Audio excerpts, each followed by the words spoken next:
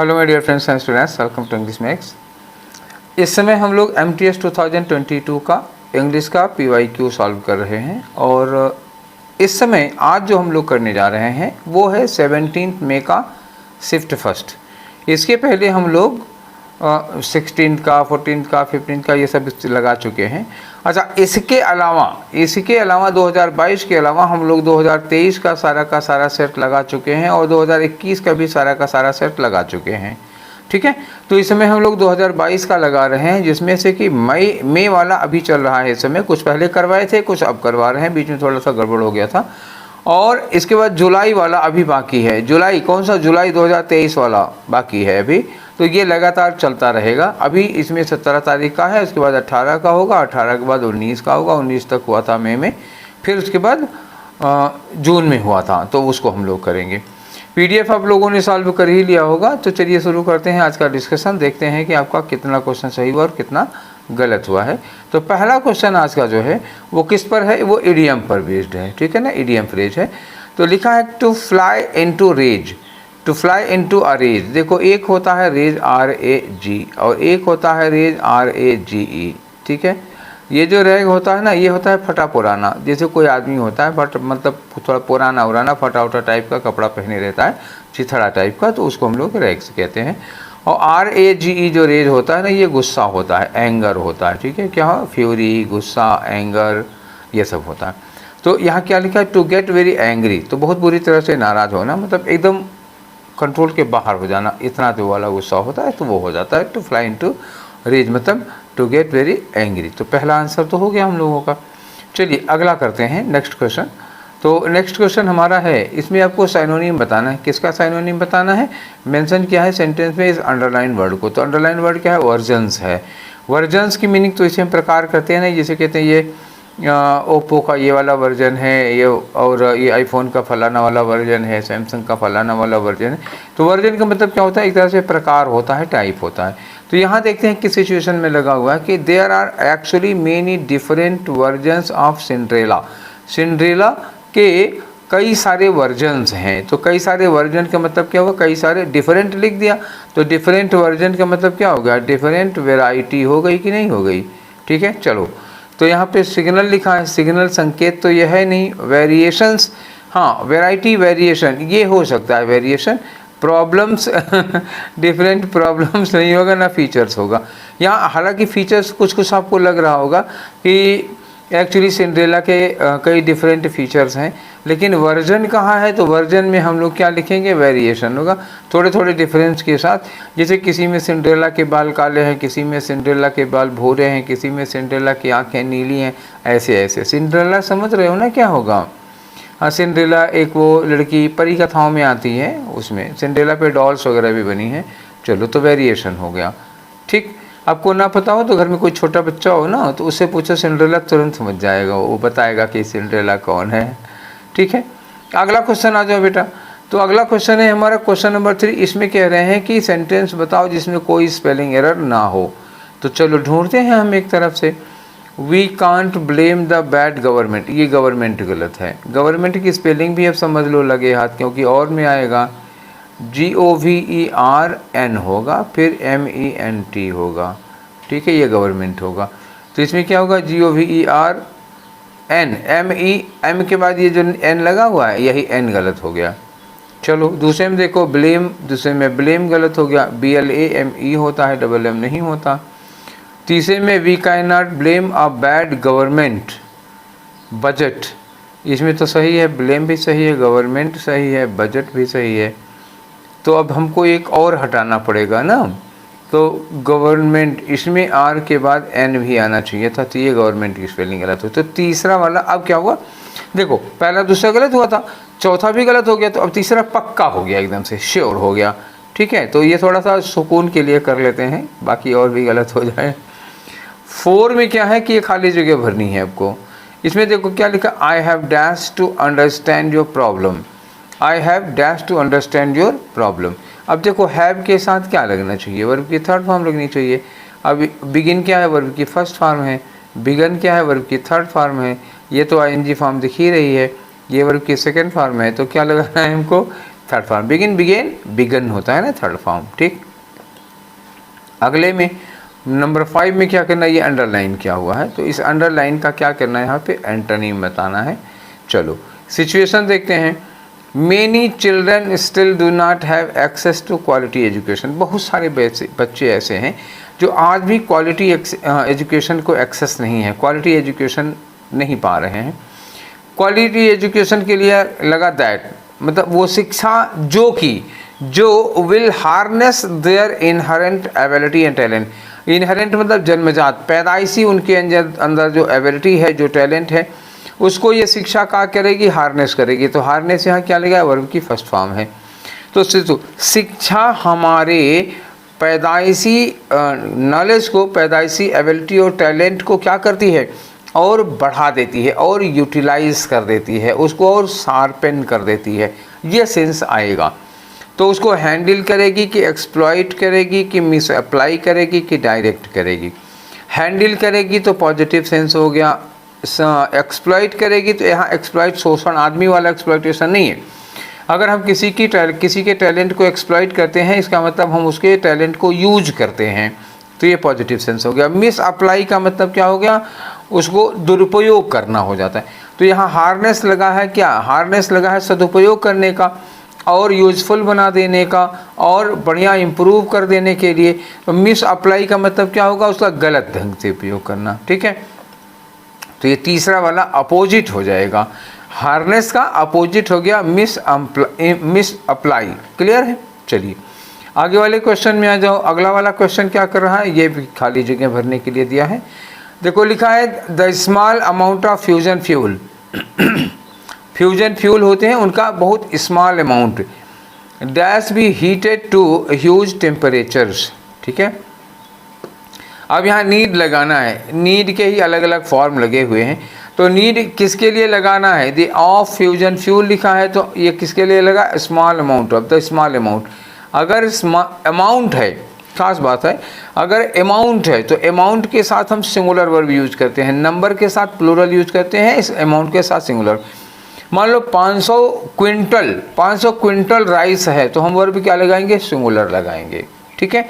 5 सेब होंगे तो प्लूरल लगेगा, 5 किलो सेब होगा तो वर्ब प्लूरल हो जाएगी, सॉरी 5 किलो सेब होगा तो वर्ब सिंगुलर हो जाएगी, गलत बोल दिया। 5 apples will take plural verb, 5 kilo apples, 5 quintal apples will take singular verb, क्योंकि 5 क्विंटल लिखा हुआ है ना, तो अमाउंट हो गया, अमाउंट के लिए वर्ब सिंगुलर लगती है। तो अब ये हो गया कि हाँ वर्ब सिंगुलर लगेगी, तो नीड का सिंगुलर क्या होगा, नीड्स। जब हम वर्ब में एस लगाते हैं तो क्या बन जाता है, वो सिंगुलर बन जाता है। तो आंसर कौन सा होगा, 4 वाला। नीडिंग बिना मतलब आईएनजी लगेगा नहीं, नीड क्या होती है, ये प्लूरल वर्ब होती है, नीडफुल एडजेक्टिव हो जाएगा, ठीक है। चलिए अगला क्वेश्चन 7 नंबर का। 7 में देखो यहाँ फिर क्या क्या है, बॉक्स है, खाली जगह है। His dash of smoking in restaurants created a lot of issues in New York. तो his dash of smoking, habit होगा कि रेपुटेशन होगा कि ऑर्बिट होगा कि हेट्रेड होगा। तो अब स्मोकिंग की क्या होगी, हैबिट होगी। स्मोकिंग की किसी की रेपुटेशन होती है क्या, रेपुटेशन नहीं, बदनामी होती तो हो जाता। स्मोकिंग की ऑर्बिट नहीं होती, और ना हिज हेट्रेड ऑफ स्मोकिंग, तो हेट्रेड नहीं है, हेट्रेड के बाद क्या लगता, टू लगता है, हिज हेट्रेड टू स्मोकिंग, ये होता तो ठीक था। अब क्या लगाना पड़ेगा आपको, हिज हैबिट ऑफ स्मोकिंग, ठीक है। चलिए आगे लगाते हैं। Error, largest farmers usually have more money, social power and social local influence. जो लार्जेस्ट फार्मर्स होते हैं उनके पास ज़्यादा पैसा होता है, ज़्यादा सोशल पावर होती है और ज़्यादा लोकल इन्फ्लुएंस होता है। तो लार्जेस्ट फार्मर्स, यहाँ सुपरलेटिव डिग्री की ज़रूरत क्या है, क्या किसी से कंपैरिजन किया जा रहा है, नहीं किया जा रहा है। कंपैरिजन किसका है, मोर मनी, दूसरों की अपेक्षा ज़्यादा पैसा होता है, तो पैसा, पावर और इन्फ्लुएंस का कंपैरिजन किया जा रहा है, फार्मर का नहीं। तो लार्जेस्ट फार्मर्स नहीं, क्या लगाना चाहिए यहाँ पे, बिग फार्मर्स या लार्ज फार्मर या बिग फार्मर, ठीक है। तो सुपरलेटिव डिग्री नहीं होनी चाहिए यहाँ पर, बिग फार्मर्स कहो, बिग लार्ज फार्मर्स को, हालांकि लार्ज फार्मर नहीं, लार्ज एरिया होती है, फार्मर क्या कहोगे, बड़े किसान, बिग फार्मर्स लगाओ, ठीक है। तो गलती कहाँ हो गई, लार्जेस्ट फार्मर्स, ये गलत हो गया, ठीक है। तो सेकेंड वाला आपका आंसर होगा। चलिए आगे आ जाओ, क्वेश्चन नंबर 9 में 9 में क्या करना है कि नो इम्प्रूवमेंट, ये लिखा है ना नो इम्प्रूवमेंट, दैट मीन्स कि जो अंडरलाइन किया गया है इज फ्रीयर, इसको इम्प्रूव करो, देखो कि इसकी जगह पर क्या लगेगा, और अगर ये सही है तो नो इम्प्रूवमेंट लगाना है। I have to work in morning, ठीक है, तो मुझे सुबह सुबह काम करना पड़ता है, क्योंकि इट इज़ आगे लिखा it is I is freer in the afternoon. देखो पहली तो बात आई के साथ इज नहीं लगेगा, आई एम लगेगा, और फ्रीयर कंपैरेटिव डिग्री में नहीं होता, कारण बता रहे हैं आई एम फ्री, ठीक है। तो आई एम फ्री क्या होगा, देखो फ्रीज तो हो नहीं सकता, फ्री गड़बड़ एडजेक्टिव है ना, तो इसमें एस नहीं लगाना है, आई एम फ्री हो गया। फ्रीड आई के साथ इज नहीं लगेगा, आई के साथ एम ही लग सकता था, तो एम के साथ ये वर्ब में एस नहीं लगेगा, गलत हो गया। एम के साथ वर्ब की फर्स्ट फॉर्म, ये सॉरी वर्ब की तरह लगा ही नहीं ना, ये तो एडजेक्टिव की तरह लगा हुआ है, आई एम फ्री, ठीक है। तो कौन सा आंसर हो गया, सेकेंड वाला होगा। क्लियर हो, चलें नेक्स्ट क्वेश्चन क्या है हमारा। देखो नेक्स्ट क्वेश्चन में यहाँ कह रहे हैं कि दैट कैन सब्सटीट्यूट, ये वन वर्ड सब्सटीट्यूशन का क्वेश्चन है। लिखा है टू रिनाउंस अ थ्रोन, ये रिनाउंस का मतलब क्या होता है, त्याग देना, ठीक है। जैसे भगवान बुद्ध ने गद्दी त्याग दी थी, जैसे भगवान राम ने क्या किया था, सिंहासन को त्याग दिया था, ठीक। तो त्याग देना, त्याग देने के लिए क्या यूज किया जाता है, एब्डिकेट यूज किया जाता है। जब कोई राजा अपना पद त्याग देता है, सिंहासन त्याग देता है, तो हम उसको कहते हैं एब्डिकेट कर देना, ठीक। अबॉर्ट का मतलब क्या होता है, कैंसिल कर देना, ये इसी वर्ड अबॉर्ट से क्या बना हुआ है, अबॉर्शन या टर्मिनेट कर देना, ठीक है, किसी चीज़ को रोक देना, ख़त्म कर देना, ठीक। जैसे किसी कोई महिला प्रेग्नेंट है, उसके पेट में बच्चा पल रहा है, कोई डिसऑर्डर आ जाता है और वो प्रेगनेंसी उसकी 8-9 महीने नहीं चलती है, बीच में किसी कारणवश वो ख़राब हो जाता है, तो क्या होगा, वो कोई चीज़ कंटिन्यू नहीं होती, टर्मिनेट हो जाती है, स्टॉप हो जाती है, तो उसको क्या कहते हैं, एबॉर्ट हो जाती है। अबॉर्ट का एक और मतलब होता है फॉइल, मतलब कोई योजना, आपका कोई प्लान, कोई कार्य असफल हो जाए, उसको भी कहते हैं। असर्ट का मतलब क्या होता है, एक तरह से डोमिनेट करना, किसी कोई चीज़ बड़े ज़ोरदार ढंग से कहना, ठीक है। और अवो, AVOI, तो अवो का मतलब क्या होता है, देखो वो, ये क्या होता है, वो का मतलब कोई वादा होता है, प्रॉमिस होती है, प्रतिज्ञा करना होता है, तो उसी से मिला हुआ है, वो बना हुआ वर्ड है, ठीक है। चलो आंसर आपका कौन सा हुआ, एब्डिकेट हो गया। नेक्स्ट क्वेश्चन में आ जाओ 11 में।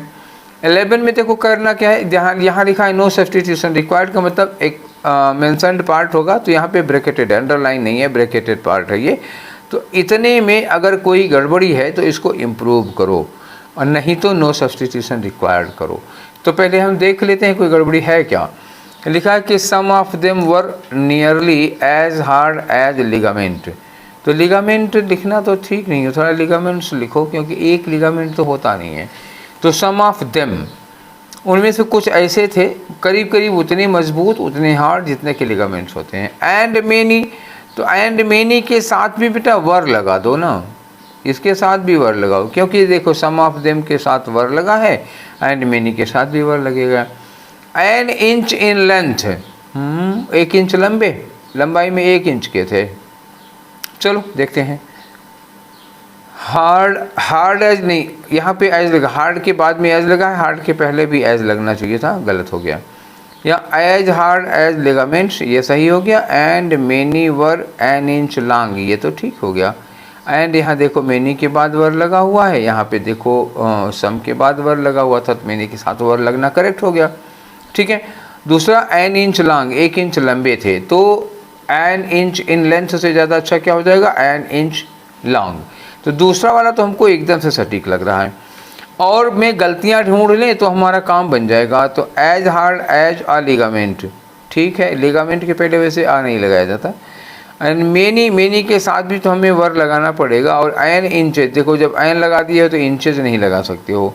तो मतलब ये कि पहले में और तीसरे में कुछ ना कुछ गड़बड़ निकला, नो इम्प्रूवमेंट हो नहीं सकता है, क्योंकि यहाँ भी स्टेटमेंट में भी गड़बड़ी है। तो हमारे पास अब सेकंड वाले के अलावा और कोई चारा नहीं है, ठीक है। तो second is most suitable answer.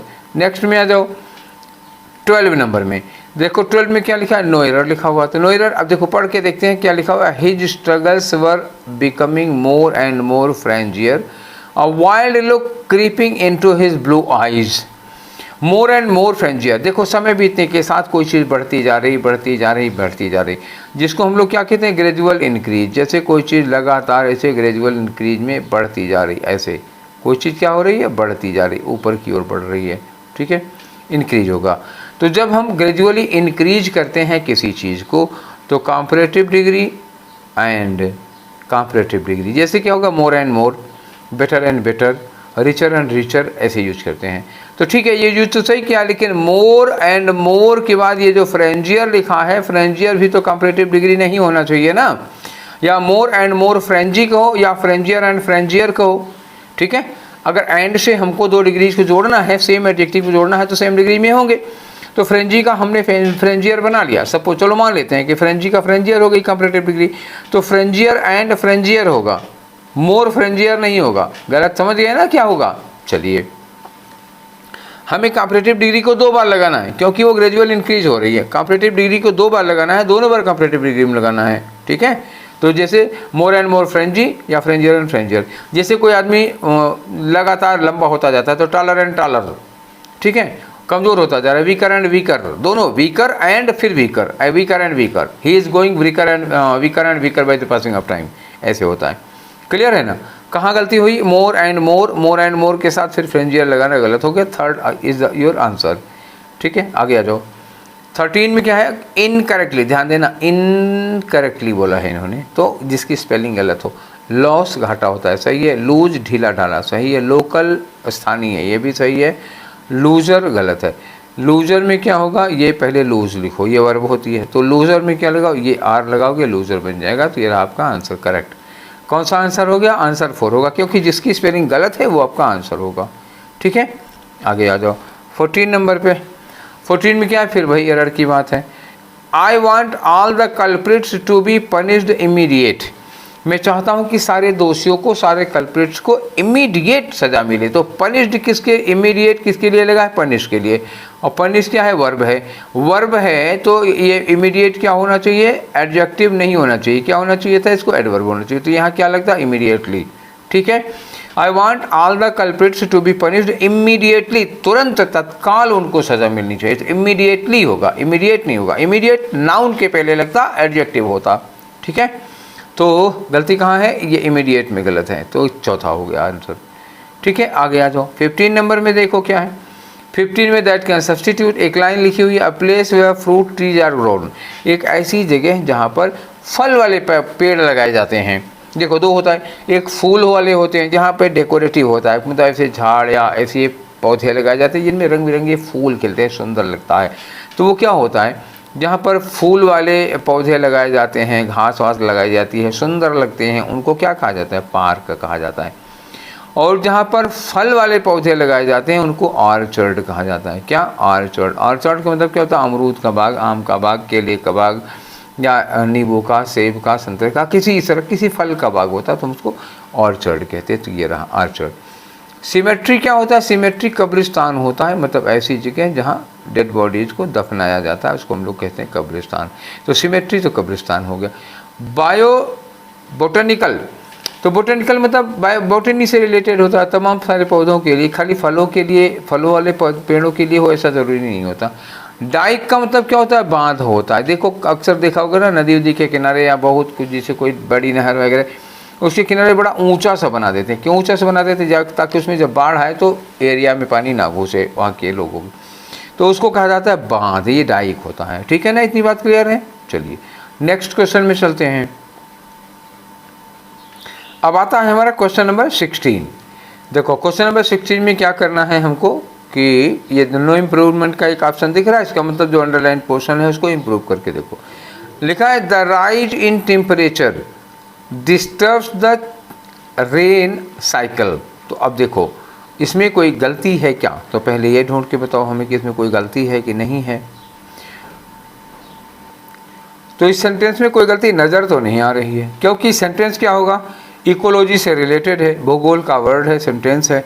देखो लिखा है द राइज इन टेम्परेचर, जब टेम्परेचर में राइज होता है तो रेन साइकिल डिस्टर्ब होती है। तो डिस्टर्ब क्या हुआ, वर्ब में एस लगा हुआ, ये प्रेजेंट इंडेफिनिट हो गया, ठीक है। तो ये चूँकि यूनिवर्सल ट्रूथ है, हमेशा ऐसा होता है, नेचर से रिलेटेड है, तो प्रेजेंट इंडेफिनिट में लिखा है और उसमें कोई गलती नहीं है। अगर क्रॉस चेक करना चाहते हैं, देखो यहाँ क्या लिखा, वाज डिस्टर्ब, सवाल ही नहीं होता, पास्ट की बात नहीं है, ये नेचुरल बात है, हमेशा की बात है। और डिस्टर्ब, अगर राइज इन टेम्परेचर हम कहते हैं तो डिस्टर्ब क्या हुआ, वर्ब की फर्स्ट फॉर्म गलत हो जाएगा, क्योंकि राइज इन टेम्परेचर सिंगुलर होगा ना, सिंगुलर माना जाएगा। दूसरा डिस्टर्बिंग, बिना ई जाए मार के डिस्टर्बिंग लग भी नहीं सकता, और लगता भी तो कंटिन्यूअस नहीं हो सकता है, क्योंकि नेचर का वर्ड है, नेचर का सेंटेंस है, प्रेजेंट इंडेफिनिट में होना चाहिए। ठीक है, तो इसमें नो इम्प्रूवमेंट कर दो। नेक्स्ट क्वेश्चन में आ जाओ 17 में। 17 देखो, अपोजिट मीनिंग बताना है। अपोजिट इन मीनिंग कौन सा वर्ड है, सस्पिशियन का अपोजिट मीनिंग। सस्पिशन का मतलब होता है कि हम श्योर नहीं हैं, सस्पिशन मतलब होता है डाउट में है, मतलब ये होता है ना कि जैसे है कि नहीं है, दोनों में होता है, हाँ ना दोनों में रहते हैं। ट्रेमर का मतलब क्या होता है, हलचल होता है, कंपन होता है, जैसे भूकंप वगैरह था तो थोड़ा जो कांपती वापती हर थी उसके लिए यूज किया जाता है। कन्विक्शन का मतलब क्या होता है, कन्विक्शन का मतलब हम क्या कहते हैं, किसी को आरोपी साबित कर देते हैं, आरोपी साबित करना, प्रूफ हो गया। और सस्पिशन का मतलब हमें किसी के ऊपर क्या है, संदेह है, तो ये तो अपोजिट हो गया ना, कहाँ हम संदेह कर रहे हैं, कहाँ हम उसको आरोपी साबित कर रहे हैं, तो ये एंटोनिम तो हो गया। इनसर्टिट्यूड का मतलब अनिश्चितता, इनसर्टिट्यूड मतलब अनसर्टेनिटी, इन अनिश्चितता ये हो गई। तो अनिश्चितता जो होती है ना, वो करीब करीब सस्पिशन ही होता है, हम श्योर नहीं होते हैं। और निगल का क्या मतलब होता है, what do you mean by निगल, तो देखो इस निगल का मतलब होता है spend too much time, spend too much effort, हम जब बहुत ज़्यादा प्रयास अपना बर्बाद करते हैं किस पर, फालतू चीज़ों पर, ऑन ट्रिफल्स, ट्रिफल्स का मतलब होता है मामूली, फालतू मतलब गैर इम्पोर्टेंट, मतलब अनइम्पोर्टेंट चीज़ों पर हम जब बहुत ज़्यादा प्रयास, बहुत ज़्यादा एफर्ट यूज करते हैं तब उसको कहा जाता है निगल, ये बेवकूफ़ी होती है। ठीक है, चलिए नेक्स्ट में आ जाओ। नेक्स्ट में क्या करना है, खाली जगह भरना है। अब देखो पढ़ के देखते हैं, लिखा I am just staying, sorry staying नहीं, saying, I am just saying that may be you are letting emotion dash your better judgement right now, मतलब इन्होंने कहा आई एम जस्ट सेइंग, मेरा ये कहना है कि मे बी शायद हो सकता है कि यू आर लेटिंग इमोशन, आप अपने इमोशन को, अपने फीलिंग्स को, अपनी भावनाओं को अलाउ कर रहे हो कि वो डैश करे तुम्हारे बेटर जजमेंट को, मतलब आप इमोशनल हैं, आपके इमोशन इस समय आपके बेटर जजमेंट, आपकी अच्छी बुद्धि, आपके विवेक को, अपने निर्णय लेने की अच्छी क्षमता को क्या कर रहा होगा वो, अब यही देखना है।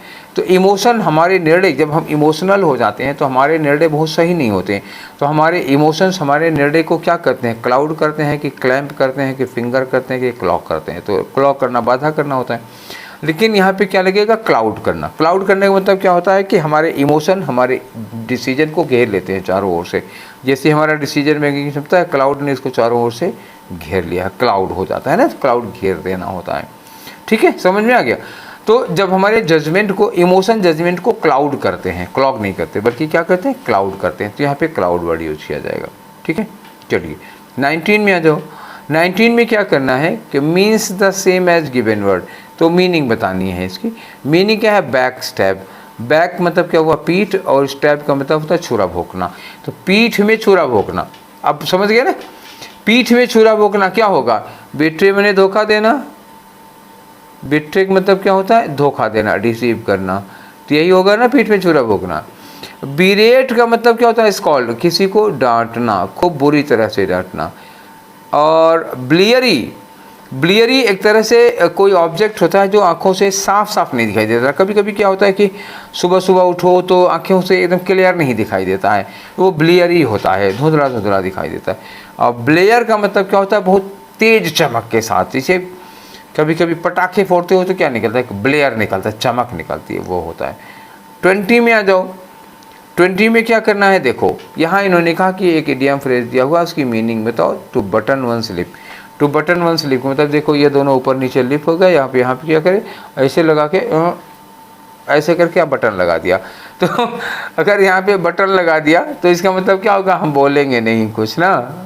तो टू बटन योर लिप्स का मतलब होगा टू कीप साइलेंस। ठीक है, अब मतलब तो समझ में आ गया होगा। चलो अगला क्वेश्चन करते हैं 21 से लेकर के 25। 21 से 25 में क्या होता है, कहानी वही है, एक पैराग्राफ है, पैराग्राफ में 5 फिलर, पाँचों फिलर को भरना है, ऑप्शंस दिए हुए। लिखा and occupational disease. Occupational disease क्या होती है, ऐसी डिजीज जो हमारे प्रोफेशन, हमारे व्यवसाय की वजह से होती है। जैसे जो एथलीट होते हैं उनको एथलीट फुट हो जाता है, एथलीट फुट होता है, परंतु पैरों में थोड़ा इन्फेक्शन, दाद टाइप की चीज़ होती है, हो जाती है। ठीक है, ऐसे स्विमिंग करने वालों को कुछ दिक्कत होती है, हर तरह के, मतलब आप जिस तरह का व्यवसाय करते हैं, जिस तरह का खेल खेलते हैं, उससे रिलेटेड, उन कामों से रिलेटेड कुछ चीज़ें हो जाती हैं, बीमारियां हो जाती हैं। ठीक है, जैसे कहीं कहीं पर जैसे पत्थर वगैरह जहाँ काटते हैं, तराशते हैं, तो उसमें से जो धूल उड़ती है उससे लंग की डिजीज़ बहुत ज़्यादा, रेस्पिरेटरी डिजीज़ बहुत ज़्यादा हो जाती है लोगों को।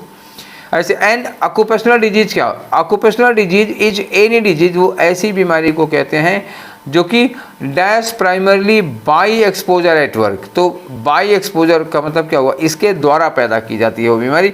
तो यहाँ पे क्या लगाना होगा, वर्ग की थर्ड फॉर्म कारण होगा।